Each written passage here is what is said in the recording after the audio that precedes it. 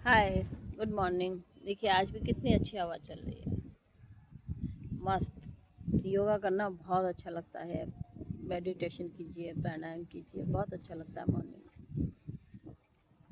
आज मैं आपको तालियों के बारे में जानकारी देना चाहूँगी कि तालियाँ किस तरह से बजानी हैं और ताली बजाने के क्या क्या बेनिफिट हैं। अलग अलग तरीके से जब हम तालियां बजाते हैं तो अलग अलग नसें उसमें प्रभाव में आती हैं।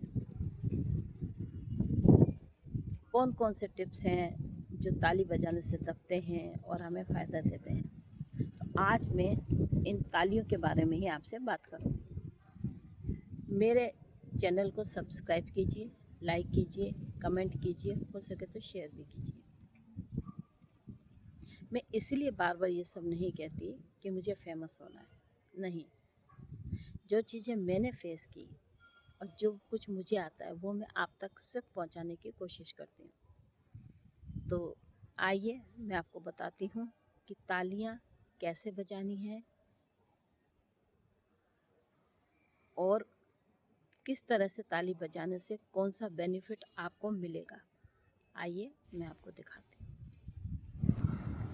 देखिए इस तरह से जब हम तालियों को बजाते हैं, देखिए इसमें भी ताली आपको बजती हुई सुनाई दे रही होगी। ये इसमें आपके तीनों जो जोड़ हैं वो प्रभाव में आ रहे हैं, कंधे का, कोहनी का और आपके हथेलियों का।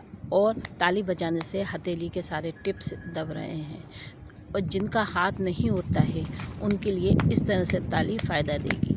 अगर आपका हाथ नहीं उठ रहा है तो इस तरह से आप कम से कम 10-20 स्ट्रोक कीजिए, आपका कंधा उठने लगेगा। अब है ये वाला, ये एक तरीका है। पहले इसे करके अभ्यास करना शुरू करें, फिर करें।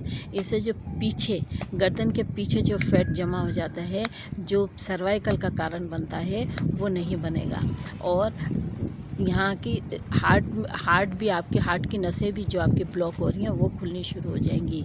इस तरह से आपको बजाना है। कम से कम नहीं तो 15-20 स्ट्रोक आपको कर लेने हैं। अब जिनके कंधा या जिनको कफ ज़्यादा बनता है, कंधे में दर्द रहता है या पीठ पे ज़्यादा टायर है या हाथ पतले करने हैं, समस्त समस्याओं को दूर करने वाला ये ताली बजाने वाला है। आगे बजाइए, पीछे करिए, आगे बजाइए, पीछे करिए, वॉक करिए, वॉक करते समय करिए, खड़े हैं तो करिए। अगर आप ये कर सकते हैं तो आप स्वस्थ हैं। अगर आप ये नहीं कर पा रहे हैं, इसका मतलब है आपके हाथ की नसें ब्लॉक हो रही हैं, आप अस्वस्थ हैं। अब आपने इस तरह से ताली बजाना है। ताली आपने पूरा हाथ मिला के नहीं बजाना है। जो हथेली है, हथेली से हथेली को टकरा के आपको बनाना है। क्योंकि यहाँ पे जो हमारे टिप्स हैं, जैसे कि हमारा यहाँ पे वायु का टिप्स है, वायु तत्व, शून्य तत्व, जल तत्व, आकाश तत्व और पृथ्वी तत्व, अग्नि तत्व, ये जब सारे तत्व हमारे आपस में टकराएंगे, इसमें घर्षण पैदा होता है। उनमें घर्षण होने से सारी नसें का जो ब्लड का जो आपका फ्लो है वो पूरी बॉडी में टॉप टू बॉटम जाता है। तो 100 बार कम से कम आपने हथेली से हथेली को टकराकर इस तरह से तालियों को बजाना है।